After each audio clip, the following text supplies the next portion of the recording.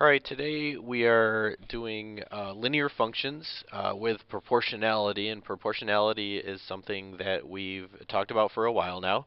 And we're going to take this first exercise here, and this is a little table that's describing the bags of candy that you go buy and the cost associated with those bags of candy. All right, now we've been talking about functions in the last section, and one of the first things we want to do is determine whether this is a function or not.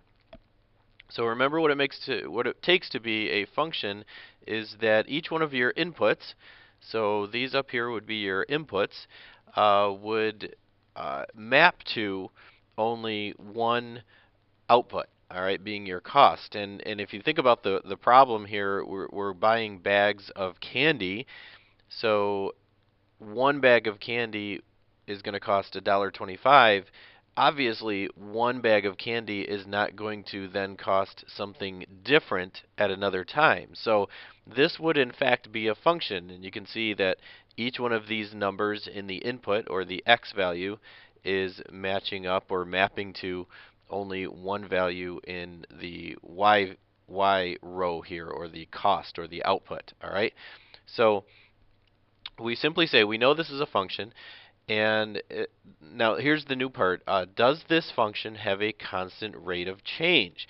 And I put right on here, remember, rate of change can be thought of as slope. Oh, there should be a t there. Thought of as slope. All right, so if you remember our slope equation looks something like this. X2 minus x1, okay? And so I'm going to use my slope equation, and I'm going to calculate the rate of change throughout this function. So I'm going to take a couple points here. Let's take the first two. Let's take these two points and calculate the rate of change between them. So your y values would be 250 minus 125. And your x values would be 2 minus 1. Okay, so 250 minus 125 is, of course, 125, and 2 minus 1 is 1. So your rate of change, or your slope, between these two values would be $1.25. All right, well, let's see if that holds true up here. Let's take these two. All right, and the y values would be 875 and 750. And the x values would be 7 and 6, so let's put a 7 minus 6 down there. And if I subtract them, I'm going to get 125 over 1. So again, notice that the rate of change is the same. All right, and if I do each one of these, actually I pick any of them up here. I don't even have to take two that are together. If I take, say, 8 and 5, all right, if I take these two and I do the slope, guess what I'm going to get? I'm going to get 125 in each one. All right, so that tells us that the rate of change is constant. All right, that's important. That's very important, because that tells us that if we go to graph it, it is going to be a straight line. All right, so let's go ahead and graph these. On my graph, I'm going to have bags of candy down here. So go ahead and label your x-axis down here, bags of candy. And cost is going to be over here, and I might as well put an x and a y in there, just like it is in the table. All right, and down on the bottom, we're just going to go by ones. That's pretty easy. I'm just going to move that 3 over. So that's going to be just going by ones here. And I go up to 12, and then the y values, since this is going by 125, well, why not make it easy on myself? And I'm going to say every block is 1.25. All right, since they're going to go up by 1.25 every time I go over one, I'm going to say this is going to be 1.25, and I'm not going to label every one, because that's going to get pretty messy in here. So if I go by 125, this one would be 5.00. And let's see, this one, I'm going every 2 blocks here. And let's see, that's going to be, oops, that's not going to be 7.50. I got to fix that here. This one's going to be, yeah, actually that was right. That was kind of dumb. 7.50, and this one's going to be 10.0. So I'm going to label every other one here. Okay. And let's see, this one is going to be 1250. Alright, and this one's going to be 15. Alrighty, so you get kind of the pattern that we're dealing with here. This one's going to be, what's that going to be, $20. Alright, and this one up here is $22.50. And this one right here is $25. Okay, so we go ahead and graph. I'm going to change over to different color here. 125 is going to be right here. 250. And since I made my graph so that each one is going up at that constant rate, each one in my y direction here is going up at the constant rate, the graph's going to be pretty easy to do. It's just going to be a diagonal line, and it's going over one and up one every time. So I'm going to take my, of course, 0, 0. If I buy 0 bags of candy, that's going to be 0 cost to me. So I'm going to take my pen here, and I'm going to try to connect the dots with a straight line. Alright, and there you have it. Alright, and we're going to go right through 0, 0. Okay, so that looks pretty good. Now there is a part 2 to this. If I turn that on, oh no, there isn't a part 2 to this. I was thinking of the next one. Okay, let's turn that off. All right, so that's pretty straightforward there to map that out. This is in fact a function, and we figured out that it does have a constant rate, and we graphed it. All right, so let's go over to exercise 2 here. Okay, here's exercise 2. This one does not have a graph to it. It's just straight out mathematics here. So let's give this a try here. So let's try the same idea with this example. It says water flows from a faucet at a constant rate. Okay, and again, that's really important that we know it's flowing at a constant rate here.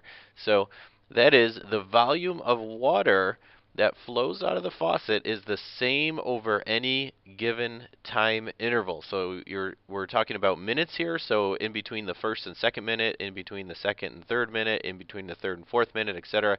It's flowing at the same rate, okay? So if 7 gallons of water flow from the faucet every 2 minutes. Now, we've been doing this for quite some time here. This is going to be our rate, okay? So I'm just going to go over side here, and I'm going to put my rate, or my slope is, and I should put the word constant up here, is going to be how many gallons? 7 gallons over how many minutes? 2 minutes. All right. Remember, when we do a rate, we put the time here on the bottom. Okay. So my rate as a number is 7 over 2. Okay. So I'm going to keep that in mind right here. All right. So you can determine the rule that describes the volume function of the faucet. All right. So you can think of the water flowing the same way you think of someone running a race. All right, so we kind of already did this right here. We came up with a rate, all right, of 7 over 2, which means 7 gallons in 2 minutes. So if I wanted to, I could reduce that to 3.5 gallons over 1 minute. All right, so if you want to use that as your rate, that would be fine as well. Or we can just use 7 over 2. It's the equivalent, right? It's the same thing. So since this is a constant rate, it is a linear function. Now, hopefully, by this time, you guys, as soon as you see the word linear, you know that we can use y equals mx plus b. All right, so, and I even put here y equals mx plus b to make this equation. Now, what is your slope? Well, we really already did this over here. All right, now whichever you want to use is fine. It can be 7 over 2x, all right, or you can put 3.5, all right, whichever one you're more comfortable with. They really mean the same thing. If I use the 3.5, I don't have to put over 1 because that is equivalent. All right, 3.5 over 1 is the same thing as 3.5. All right, so we really have two different forms of the equation to start with here, and we do need to figure out the y-intercept. Okay, now let's think about the problem here. If 7 gallons flow in 2 minutes, well, what if we had no time? We didn't have any time go by. Well, there wouldn't be any gallons of water that flowed. All right, so your y-intercept here really is 0. Okay, so I don't really need to write those there, but just for emphasis, we'll put those in. So your equation or your function is either that, or it could be this. All right, so either one you're more comfortable with. Now, here's the beauty of functions. Once you have the formula, it's very easy to manipulate those, and I can give you another instance. Now that we have this equation, we can do this little part here. It says assume that the faucet is filling a bathtub that can hold 50 gallons of water. How long will it take the faucet to fill the tub? All right, so where do we want to put this 50? Well, this x over here, I'm going to use this equation right here. This x over here, that is noting the minutes that go by, and this y is noting the gallons of water that are in the tub. All right, so very simply, if I want to know, well, how long is it going to take to fill the tub? Well, plug in what they give me. They give me 50 gallons. I want 50 gallons, so plug that in for y, right? And then solve it for x. All right, so I divide by 3.5 on both sides, and let's see what I get. Let's see, bring up my calculator here, and 50 divided by 3.5. Oops, 3.5.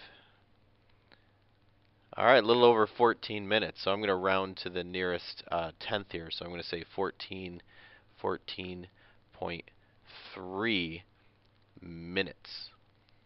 Okay, so once you have an equation, it makes it very easy to just plug in some values and solve for what you don't know.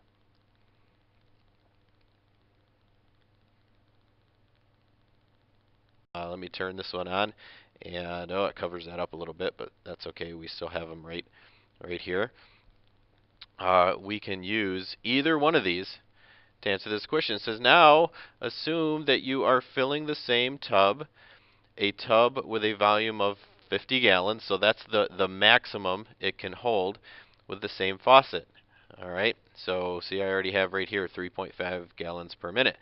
All right, this time, however, the tub already has 8 gallons in it.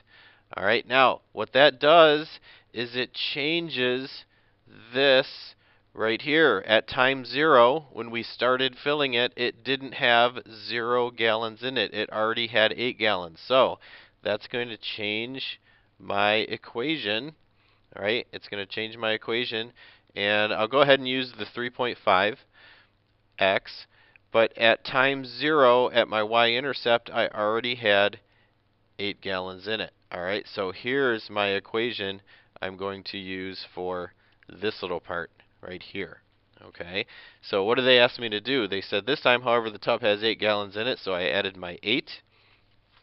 And I want to know, will it still take 14 minutes to fill up the tub? All right, well, this 14 minutes, where does that stand for? What variable is that in the equation here, in the function? Well, x is your minutes. All right. If I plug in 0 minutes, well, I've got 8 gallons. If I plug in 1 minute, I've got whatever. So now you just use this function. I'm going to plug in 3.5. I'm going to plug in a 14 right there. Okay, and now I just simply have to do the math to see how much is going to be in the tub after 14 minutes. All right, so let me get my calculator out. Here it is, and I'm going to take 3.5. Nope, that's 35. 3.5, and I'm going to multiply by 14. So that gives me 49, and I'm going to add 8, and that gives me 57. So, will it take 14 minutes to fill the tub? Well, at 14 minutes, I'm going to have 57 gallons in the tub. All right, so this is a no. All right, at 14 minutes, I will have overflowed the tub.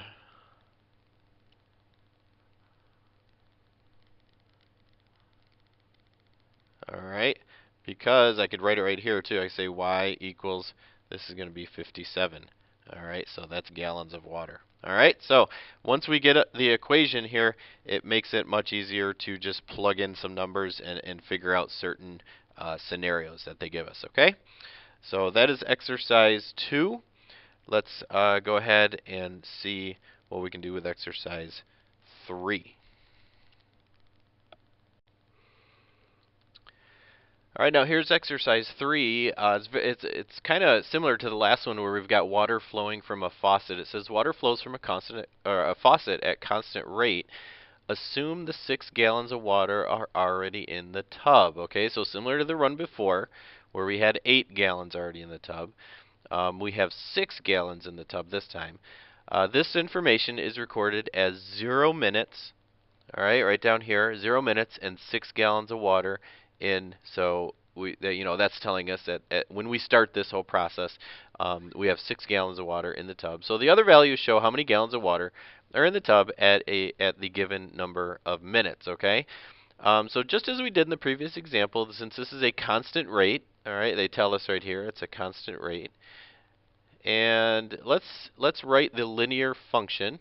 So again, you want to use y equals mx plus b. So what would be your slope? Well, since it's a constant function, we can just simply take any two of these values, all right? And let's take the easiest ones right here. Let's take these two. They're the smallest numbers, so why not, right? So let's take the slope of the function in between those 2 points. All right, so this is going to be the y values, 9.6 minus 6.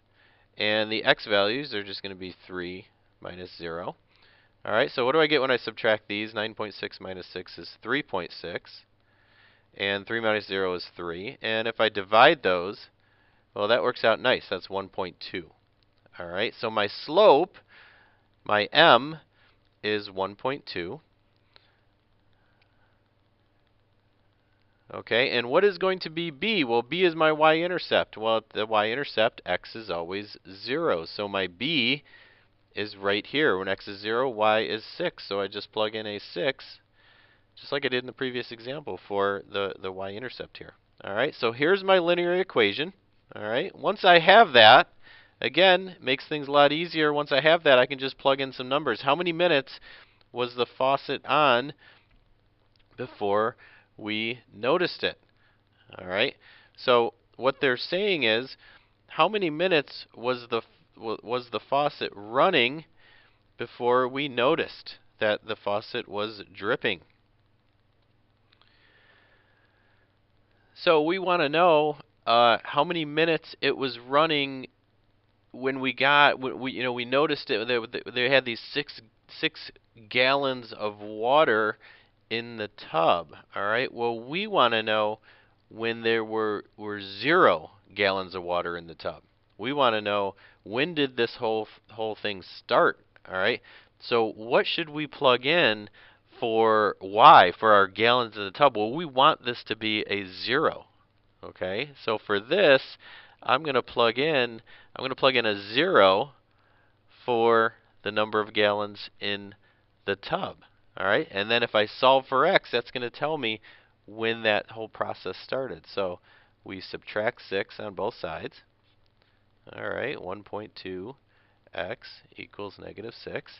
And I divide by 1.2.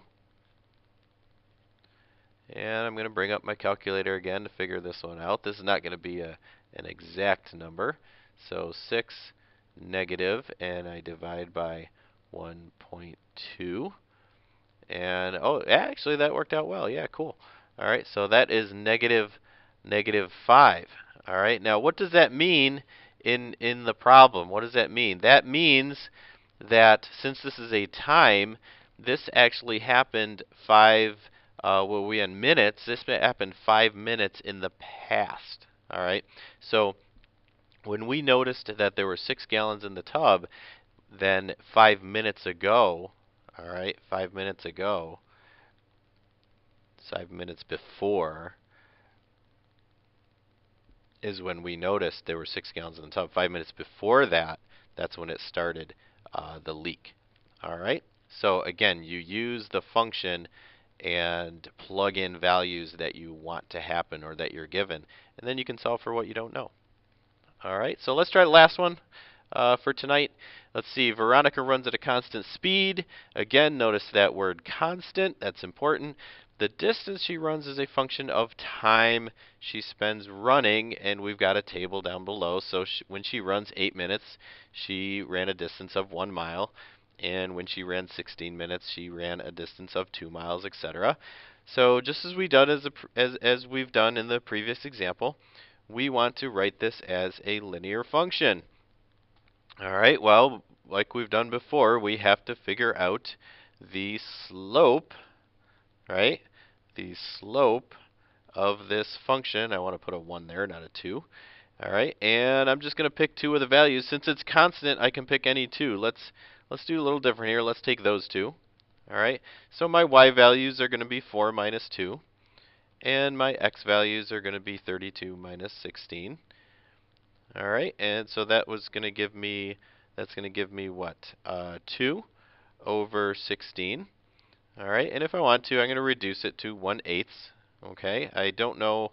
That might work out to a nice decimal. Let's check that out. Let's go to my calculator and let's go 1 divided by 8. That might work. Well, 0.125. If you want to use 0.125, that's okay. All right.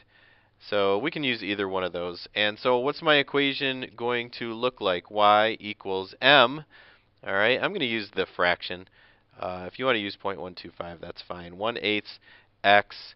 And now what's going to be my y-intercept? Well, think about it. If she ran 0 minutes, has she run any distance? No. She hasn't, no time has gone by. She can't run any distance in 0 minutes. So my y-intercept here, I could even add a box over here. 0 minutes would be equal to 0 miles. So my y-intercept would really be plus 0. So there's my function right there. Okay, so now we can use that function. How far can Veronica run in 180 minutes? Well, again, here's what they want to happen, right? 180 minutes. So where does that go into the function? It goes in for x, all right, because x is the number of minutes. So we just simply do this. We go 1/8, and that is going to be times 180. All right, again, you can be writing 0.125 times 180 if you like decimals better. All right, but I'm going to bring up the old calculator here. And I'm going to say 1/8 times 180. So that really boils down to 180 divided by 8. So that is 22.5. Okay, 22.5. And what is that going to be? Miles. So that's quite a jog. That is quite a jog. All right. So there it is. There's your 4 examples for the night. And hopefully that went well. So have a good night, and thanks for watching.